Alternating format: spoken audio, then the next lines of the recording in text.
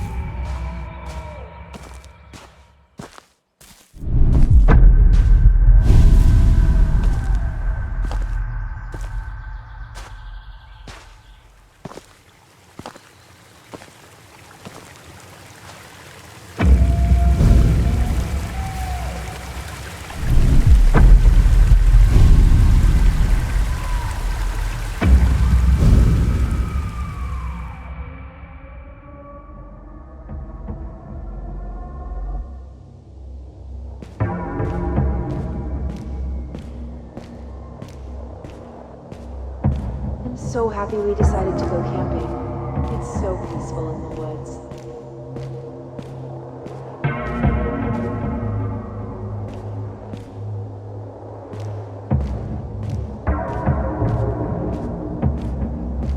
I'm sorry life has become such a mess.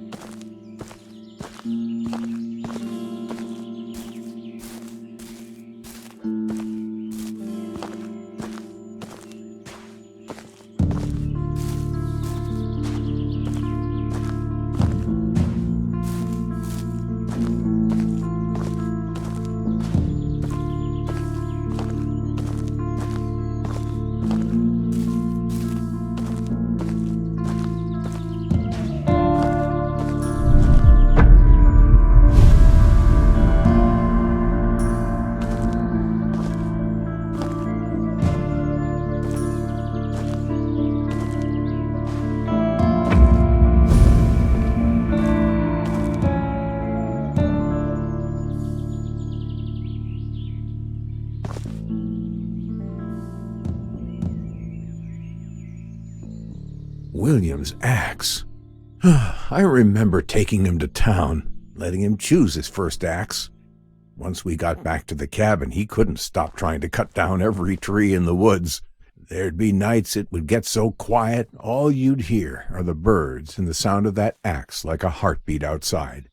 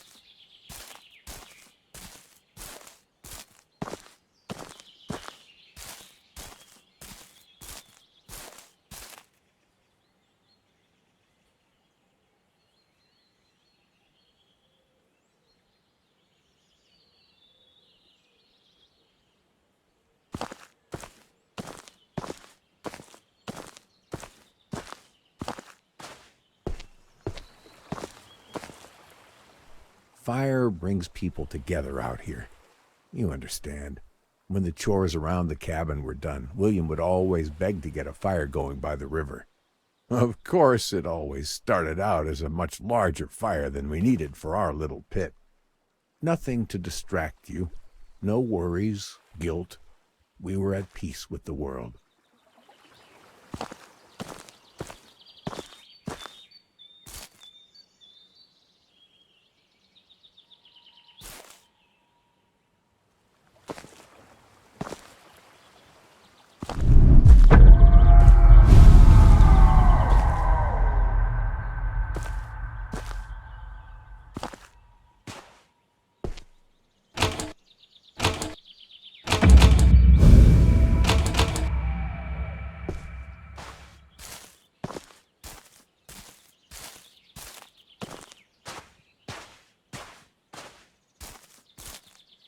This is where it all ended.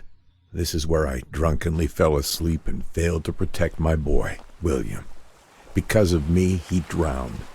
I should have been there to protect him, but I cared more about the bottle.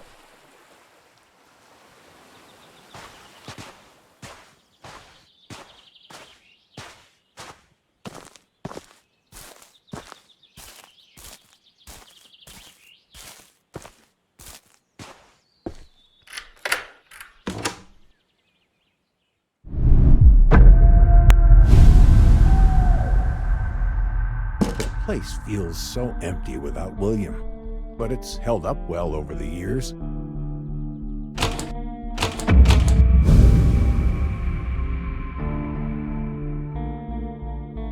Look at this garbage. They were laughing at me. Told me to go back to the cabin and stay out of the sun for a bit. There is something, or someone, watching me out here. Why did I think they would believe me? They need to be warning the people not to come into these woods until this has been solved. There is something happening out here, and no one will do a dang thing about it.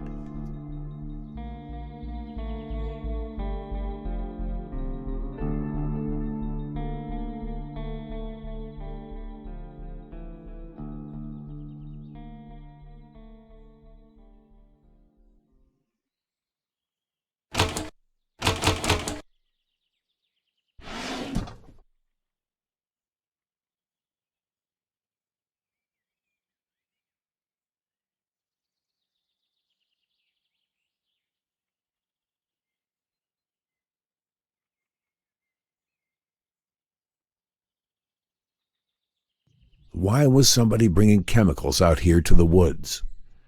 That bottle you're looking at is what started this whole mess. That's when I knew I wasn't alone. Turns out mine wasn't the only cabin out here anymore. But next to that cabin, though, was a cage. But it wasn't empty, and it weren't no bear.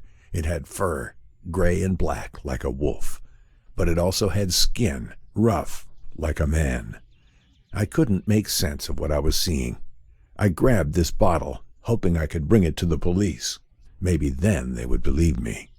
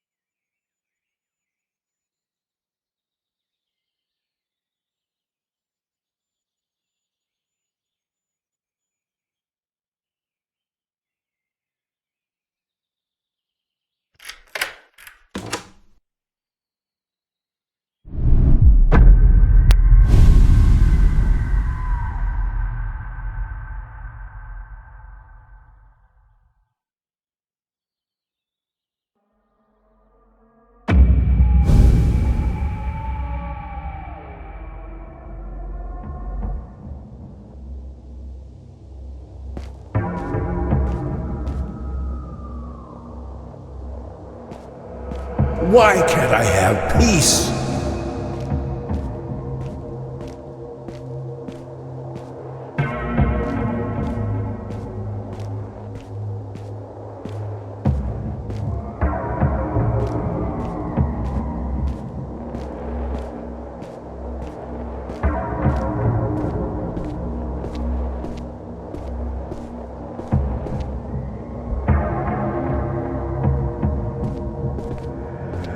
miss him so much.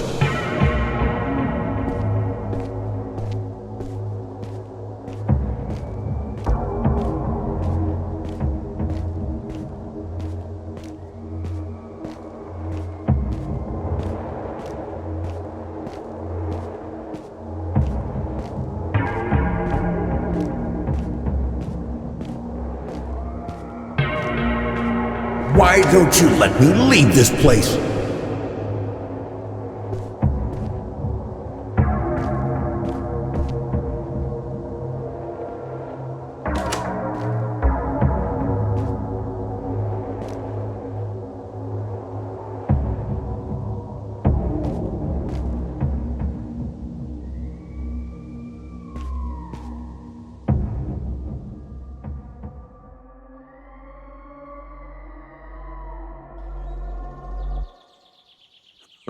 That machete was no use.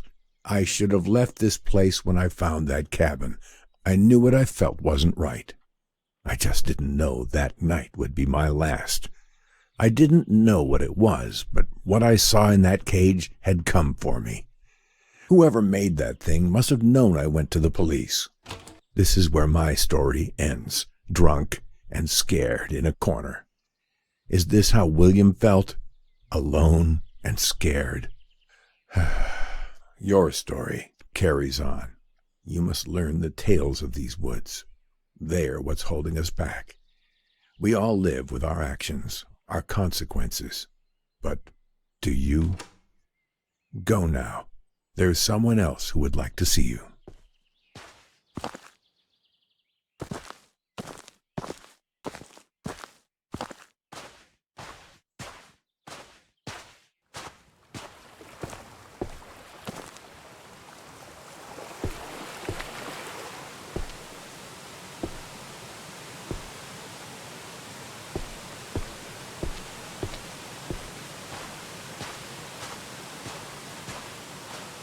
You're back? Not again. I guess we'll start where we always do. I'm Sarah. I came out to these woods to get away, much like Larry. While I didn't lose a son, I did take one away. You see, I'm a forensic archaeologist. I dig up bones for a living, and I'm quite good at it. Until my last case, my evidence put the wrong man behind bars. I'm out here to solve a cold case, make what I did right. Come on, there's not much daylight left.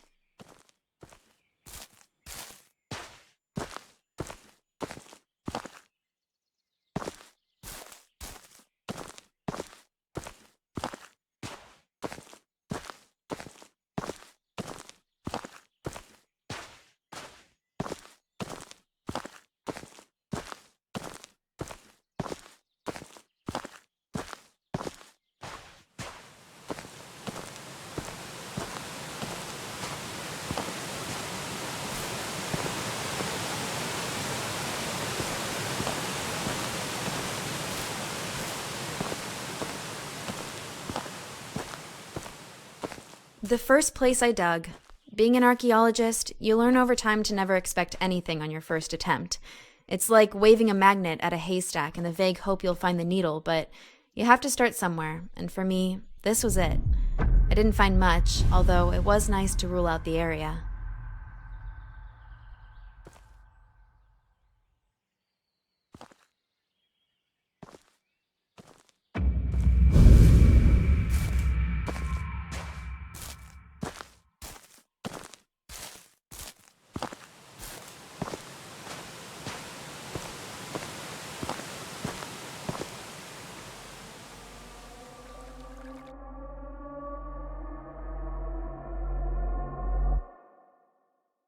My office. I spent a lot of time here. My first case, an adolescent homicide. Sometimes it's easier to use the official wording than to say outright someone killed a kid and left their body on a roof. I spent so many hours in that chair trying to figure it out. How I found out I put the wrong man in prison. The DNA didn't match, but that didn't matter. He's already behind bars, and our justice system is not about to make itself look bad. My superiors look at me with disappointment. They know what I did, and that there's nothing that can be done.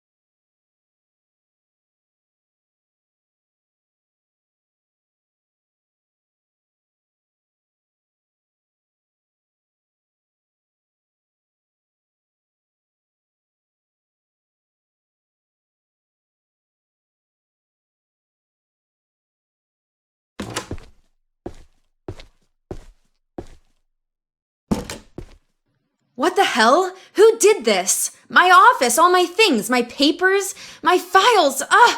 Years of my life are in here. All my cases, everything I ever worked on, all scattered and messed up. Who would do this? And why?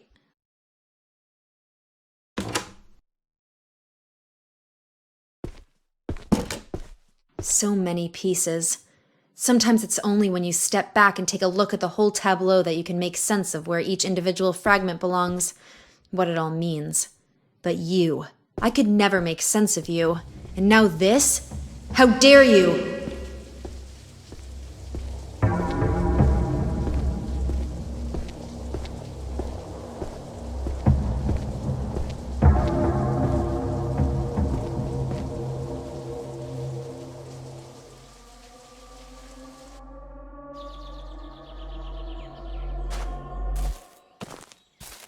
Truth be told, seeing the wrong man behind bars really made me question my ability. I put what I found into evidence and finalized a man's life. I should have checked it, but instead, I was in a rush. I was foolish. I just wanted to finally solve the case.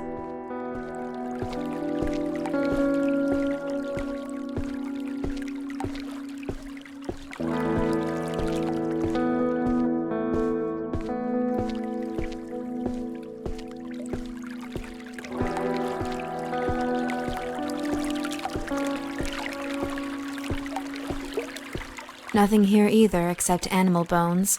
Again. I remember finding it a little odd that I never once caught sight of a deer or anything that they could have come from. Strange. I thought, given how disturbed the topsoil was, I might be onto something. Unfortunately, another dead end.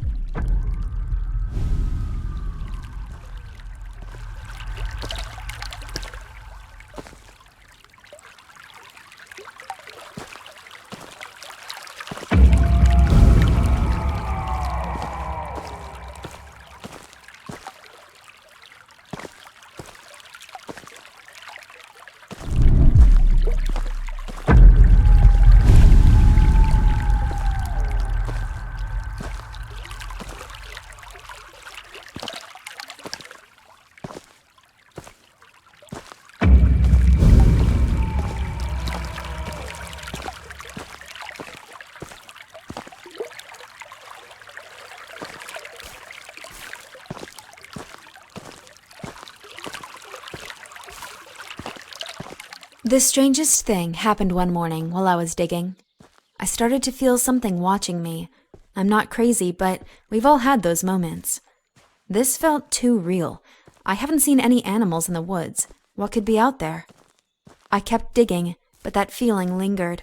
I stood up, looked around, but I couldn't see anything. I should have left, gone home for the day and never come back. I was too focused on solving the case. After a while, the feeling went away, and I got on with my digging. Didn't that scare me? Guess not. I just kept going.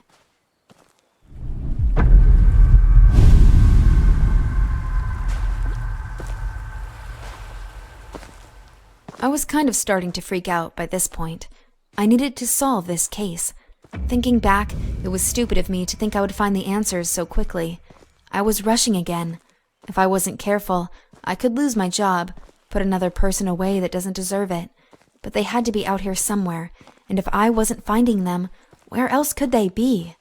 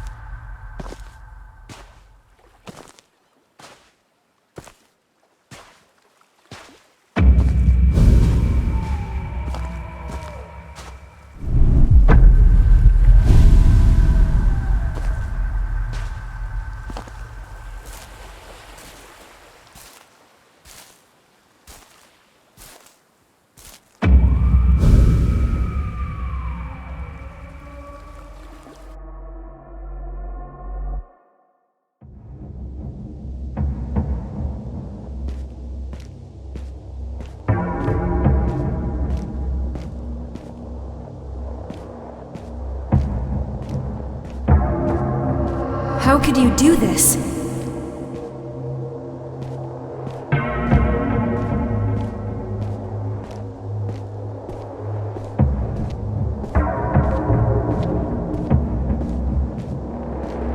Where did you hide them?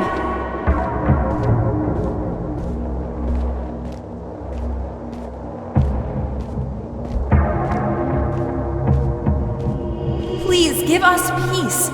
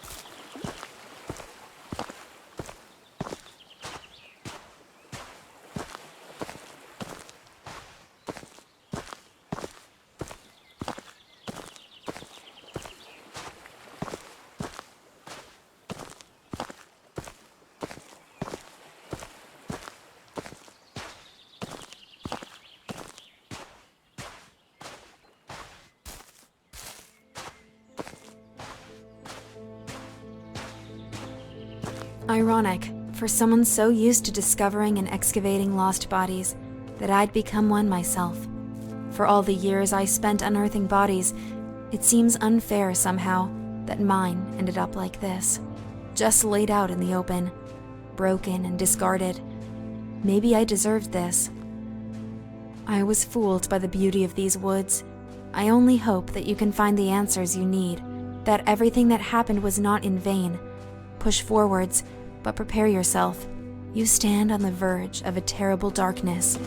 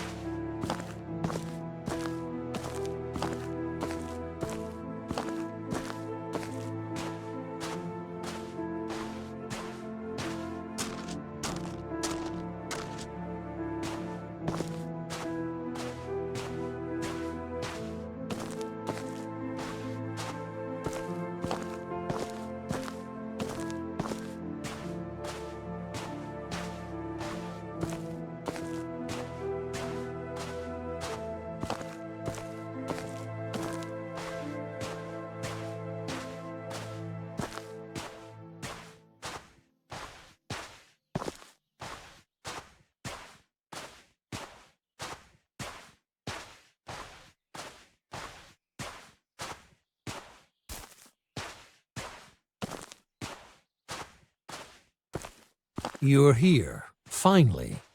Let me tell you a story. You'll like this one. It's about you. Now, I wouldn't call you the hero, but everything in it revolves around you and what you did. You don't remember anything, do you? Of course not. You're a coward. I'd say you disgust me, but, well, it's a little more complicated than that. Come on, through the door. You're so close now. Don't you want to know how all this ends?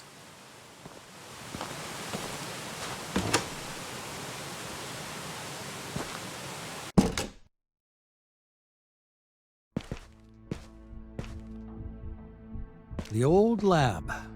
So cramped working cheek by jowl with those fools on their useless, stupid little trivialities. Nothing more than distractions. They dismissed my ideas as wrong, then begged my help for their own work. If only they could have seen what I was working on behind their backs. I knew I had to get out before they found out what my little side project was. They wouldn't have understood. They couldn't. I was so very far beyond them.